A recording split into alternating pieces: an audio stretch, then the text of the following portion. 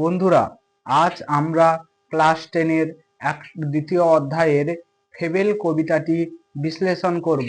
এই কবিতাটি আমরা বিভিন্ন টপিক অনুযায়ী বিশ্লেষণ করব। প্রথমে আমরা বলবো অল অ্যাবাউট দ্য অথার। দ্বিতীয় টপিকে আমরা বলবো হোয়াট ইজ ফেবেল, অর্থাৎ এই যে ফেবেল এই টাইটেলটা কিসের জন্য গুরুত্বপূর্ণ এটা নিয়ে বিশ্লেষণ করব, অথবা এই টাইটেল ফেবেল এটা কি প্রকৃতপক্ষে সেটা নিয়ে বিশ্লেষণ করব। পরে আমরা বিশ্লেষণ করব এই কবিতাটি সম্পর্কে কিছু তথ্য, তারপরে আমরা লাইন বাই লাইন অ্যানালাইসিস করব। তো বন্ধুরা চলো এখন আমরা বিশ্লেষণ করছি। এখন আমরা র্যালফ ওয়ালডো ইমারসন সম্পর্কে কিছু প্রারম্ভিক তথ্য জেনে নিই। Ralph Waldo Emerson was A prominent American essayist, poet and philosopher, best known as the leader of the Transcendentalist movement in 19th century। অর্থাৎ র্যালফ ওয়ালডো ইমারসন একজন কবি ছিলেন এবং যিনি আমেরিকান কবি ছিলেন, এসেইস্ট ছিলেন। উনি লিডার অফ দ্য ট্রান্সেন্ডেন্টালিস্ট মুভমেন্টের অন্যতম লিডার ছিলেন। বন্ধুরা, এবারে তোমাদের মনে প্রশ্ন জাগতে পারে যে ট্রান্সেন্ডেন্টালিস্ট মানে কি। তো ট্রান্সেন্ডেন্টালিজম মানে হচ্ছে ওই সময় যে সমস্ত কবিরা বিলং করত তারা বিশ্বাস করত যে প্রত্যেকটি জীব, সে ক্ষুদ্র হোক কিংবা বড়, সে হোক জীবিত কিংবা মৃত, কিংবা সে জীবিত হোক বা মৃত, প্রত্যেকেরই নিজস্বতা আছে, প্রত্যেকেরই মূল্যবোধ আছে। এই পৃথিবীতে সে সৃষ্টি হয়েছে কোনো না কোনো পারপোজ নিয়ে। তার বেঁচে থাকা, তার এই পৃথিবীতে সৃষ্টি হওয়ার কোনো পারপোজ আছে, তা এই ফেবেল কবিতার মাধ্যমে আমরা দেখতে পাবো। আমরা এই ফেবেল কবিতার মাধ্যমে এই সমস্ত জিনিস দেখতে পাবো। এরপরে আসি র্যালফ ওয়ালডো ইমারসন সম্পর্কে। র্যালফ ওয়ালডো ইমারসন সম্পর্কে দ্বিতীয় পয়েন্টে, his writing emphasises individuality, nature, self reliance and inherent goodness of people. অর্থাৎ তার কবিতা অথবা তার রাইটিং গুলো আমাদের মধ্যে ব্যক্তি স্বাতন্ত্রতা বোধ গড়ে তুলে, এবং কি গড়ে তুলে, স্বনির্ভরতা এবং নিজস্বতা বোধ বলতে যে অর্থাৎ স্বাধীন চেতনা, এটা তার রাইটিং এর মধ্যে আমরা খুবই লক্ষণীয়। তার একটা ফেমাস কোটেশন কিংবা স্পিচ আছে, যেটা আমি বলছি, what lies behind us and what lies before us are thing matters compared to what lies within us। অর্থাৎ যদি আমরা আমাদের মধ্যে একার যে গুণগুলো আছে সেগুলো কিসের সঙ্গে কম্পেয়ার করি, আমাদের সামনে পেছনে যাই আছে তার সঙ্গে তুলনা করি, তা খুব হবে নগণ্য।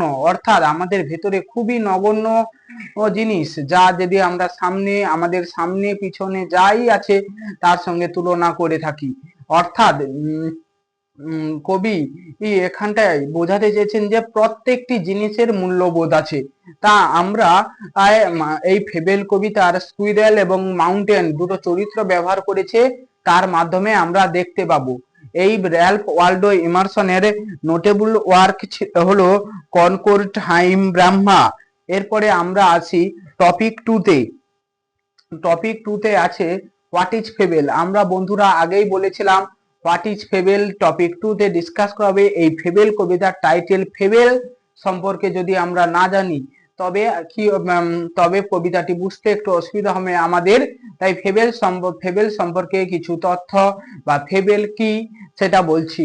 Fable is a fictional short story, A fictional short story that teaches us moral or lesson। Fable হলো একটা কাল্পনিক ছোট গল্প বা গল্পগাথা, যেটা আমাদের একটা মোরাল লেসন শিখাবে। যেমন আমরা ছোট্টবেলায় পড়েছিলাম ইসপের গল্প, যেগুলো আমাদের নৈতিকতা বোধ শিখায়। যেমন সেই সোনার ডিম পাড়া হাঁস গল্পটা আমরা শুনেছি, কিংবা খরগোশ আর শেয়ালের দৌড়ে যে খরগোশ আর কচ্ছপের দৌড়ে যে কচ্ছপটি জিতেছিল, তো সেগুলো থেকে আমরা নৈতিক ধারণা পাই যে আমরা যদি আমাদের লক্ষ্য পর্যন্ত অটুট থাকি তবে সফলতা অবশ্যই আসবে কোনো না কোনো দিন। শুধু চেষ্টা করতে হবে।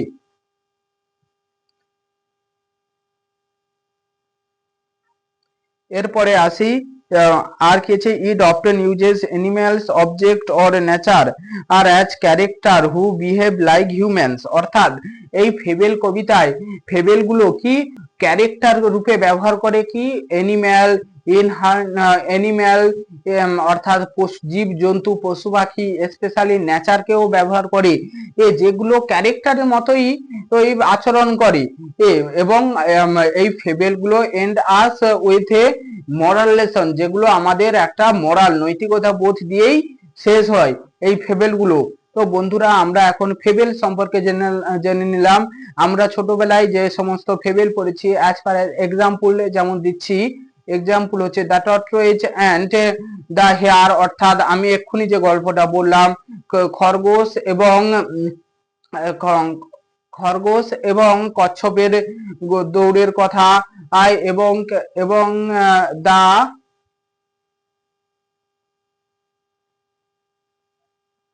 গ্রেপস অ্যান্ড দা ফক্স, আঙ্গুর এবং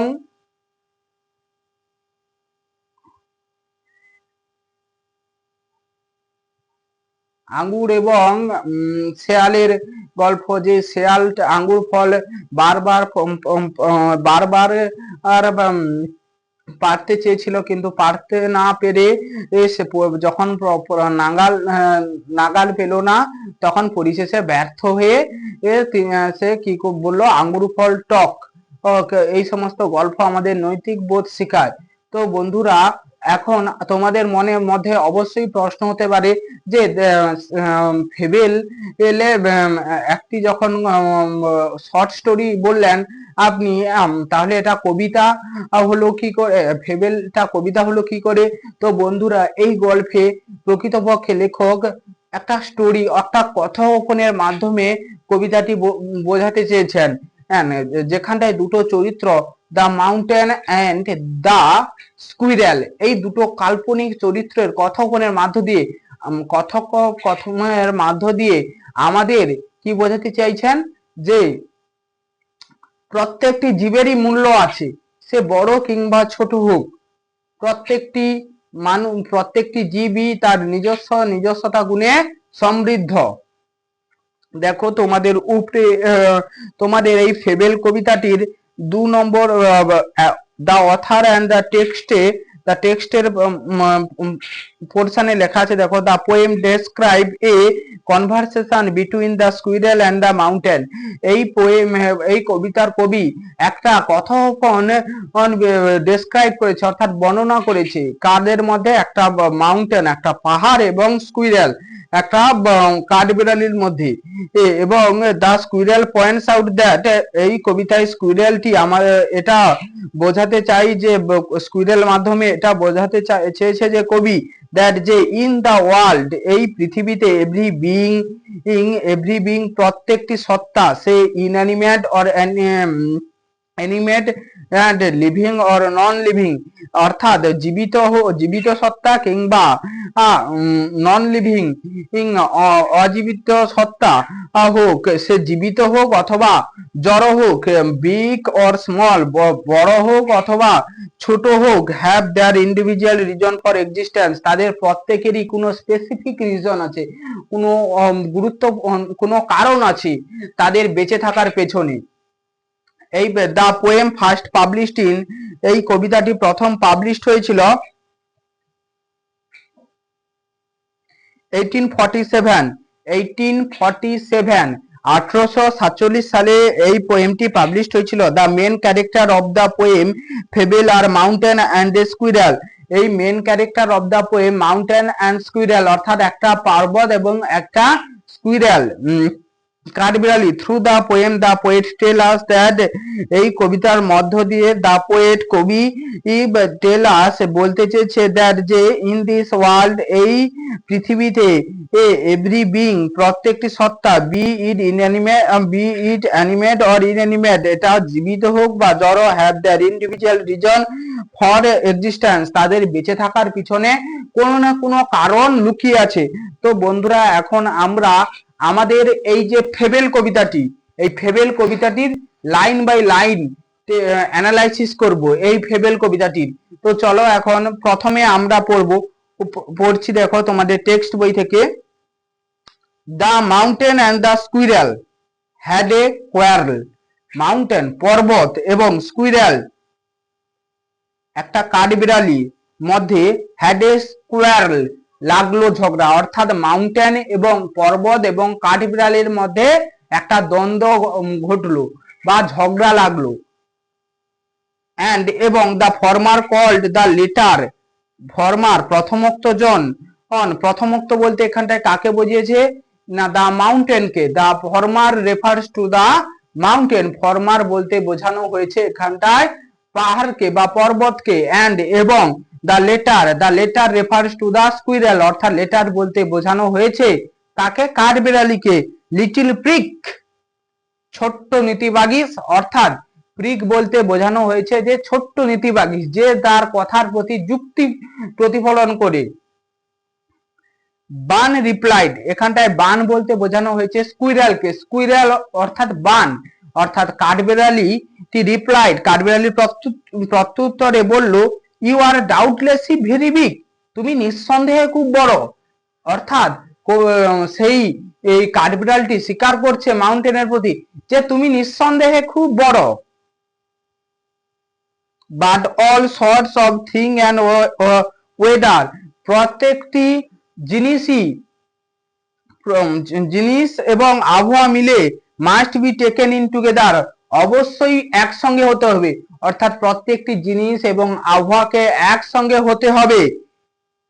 টু মেক আপ এ ইয়ার, একটি বছর পরিপূর্ণ করতে, অ্যান্ড এ স্ফিয়ার, এবং যা একটি বিশ্ব ভুবন পরিপূর্ণ করে তুলতে, অর্থাৎ প্রত্যেকটি জিনিসই দরকার, সে ক্ষুদ্র হোক কিংবা ছোট বড় হোক, প্রত্যেকটি জিনিস, যেমন পাহাড়, যেমন আমাদের ভূবৈচিত্র্যে পাহাড় একটি অন্যতম অংশ, ঠিক তেমনি ক্ষুদ্র অংশ কাঠবিড়ালিও, কারণ এই সমস্ত ছোট ছোট জীব নিয়েই বেশি জীবের বৈচিত্র্যে ভরপূর্ণ হলে তবেই হবে এই পৃথিবী পরিপূর্ণ, এটাই লেখক বোঝাতে চেয়েছেন।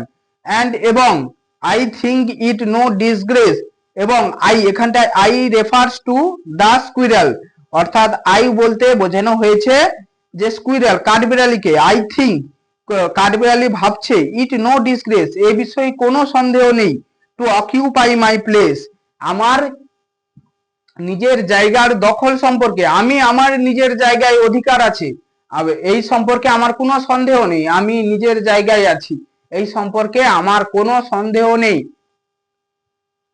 If I am not so large as you, কাঠবিড়ালি বলছে যে সে যদিও পর্বতের মতো এতটাও বড় নয়, you are not so small as I, তাহলে তুমিও আমার মতো এতটাও ক্ষুদ্র নও। কাঠবিড়ালিটি বলছে if I am not so large as you, যদিও আমি তোমার মতো এত বড় নই, you are not so small as I, তুমিও আমার মতো এতটা ছোট নও, অর্থাৎ কাঠবিড়ালিটি যেমন পর্বতের মতো বড় নয়, ঠিক পর্বতটিও কাঠবিড়ালির মতো এতটাও ছোট নয়। তারপরে আছে দেখো and not half so spry, এবং পর্বতটি কাঠবিড়ালির থেকে কাঠবিড়ালির মতো এতটা অর্ধ জীবন্তও নয়, অর্থাৎ কাঠবিড়ালি যতটা জীবন্ত তার থেকে অর্ধেকও জীবন্ত কে নয়, পর্বতটি নয়। I will not deny you make, আমি এটা অস্বীকার করব না, a very pretty squirrel truck, I will not deny, আমি এটা অস্বীকার করব না। ইউ মেক, তুমি তৈরি করো এ ভেরি প্রিটি স্কুইরেল ট্রাক, একটা সুন্দর কাঠবিড়ালি যাওয়ার রাস্তা। এখানটায় কাঠবিড়ালিটি অস্বীকার করছে না যে সেই পর্বতটি তৈরি করে দেয় কাঠবিড়ালিকে একটা সুন্দর রাস্তা। ট্যালেন্ট ডিফার, কিন্তু যে যার প্রতিভা গুণে আলাদা, যে যার প্রতিভা গুণে আলাদা। All is well and wisely put, প্রত্যেকেরই মধ্যে বিভিন্ন প্রকার সহজাত গুণ বিদ্যমান। যেমন যেমন ডাক্তার যেটা পারে ইঞ্জিনিয়ার সেটা পারবে, আবার ইঞ্জিনিয়ার যেটা পারে ডাক্তার সেটা নিশ্চয়ই ততটাও ভালো পারবে না। তাহলে যে যার গুণে সহজাত গুণে সমৃদ্ধ। ঠিক যেমন তাহলে আমরা ডাক্তারের গুরুত্বকে অস্বীকার করব না সমাজের জন্য, আবার ইঞ্জিনিয়ারিং এর গুরুত্বও অস্বীকার করতে পারবো না। তাই বলে আমরা কেউ বলবো না যে ডাক্তার ভালো না ইঞ্জিনিয়ার ভালো, আবার ইঞ্জিনিয়ার ভালো না ডাক্তার ভালো। যে যার সহজাত গুণে সমৃদ্ধ।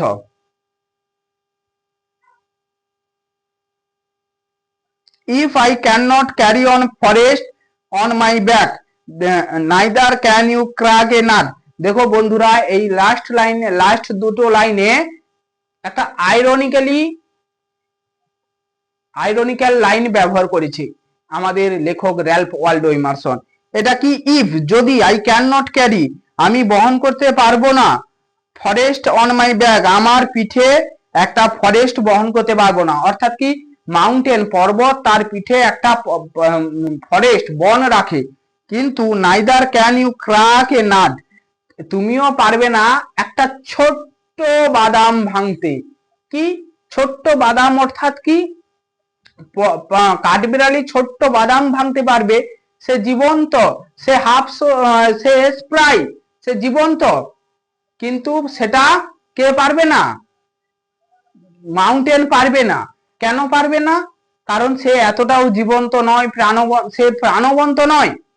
কিন্তু যে যার গুণে আলাদা সমৃদ্ধ। এই লাস্ট দুটো লাইন খুব ইম্পর্টেন্ট লাইন, এগুলো তুলে পরীক্ষায় আসে। কিন্তু যে এই দুটো লাইন অর্থাৎ এই দুটো লাইনের মধ্য দিয়ে কবি বোঝাতে চেয়েছেন যে কেউ কারুর মতো নয়, সবাই সবার মতো, অর্থাৎ সবার মধ্যে নিজস্বতা আছে। এরপরে বন্ধুরা আমরা এই যে ওয়ার্ড গুলো ডিসকাস করব, এবং এখানটায় কোনটা কি রেফার করছে সেগুলো। যেমন এখানটায় প্রিক বলতে বোঝানো হয়েছে নীতিবাগী, অর্থাৎ ওয়ান হু পুটস, একজন যে one who puts on an appearance of big morally correct, যে নৈতিকভাবে সঠিক এরকম চরিত্র নিয়ে দাঁড়ায়। এই সেই যে ছোট্ট স্কুইরেলটি যে